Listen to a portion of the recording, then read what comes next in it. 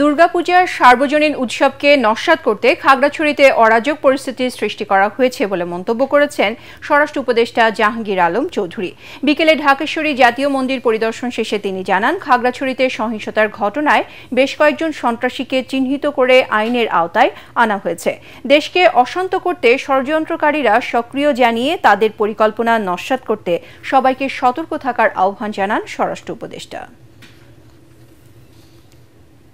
কিছু সংখ্যক সন্ত্রাসী চেষ্টা করছিল যেন এই পূজাটা ভালোভাবে না হয় এবং পাহাড়েও পূজা ভালোভাবে হচ্ছে। এই সন্ত্রাসীদের থেকে আপনারা সবাই চেষ্টা করবেন আমাদের এই পূজাটা যেন ভালোভাবে হতে পারে।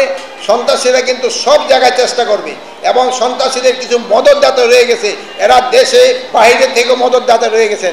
এই মদতদাতাদের থেকেও আপনারা খারাপ ইচ্ছা এটা আপনারা কিন্তু দূর করে দিতে পারবেন। তো সন্ত্রাসীকে চিহ্নিত করার জন্য ব্যবস্থা নেওয়া হয়েছে এবং কিছু সংখ্যক সন্ত্রাসীদের আইনের আওতায় নিয়ে আসা হয়েছে।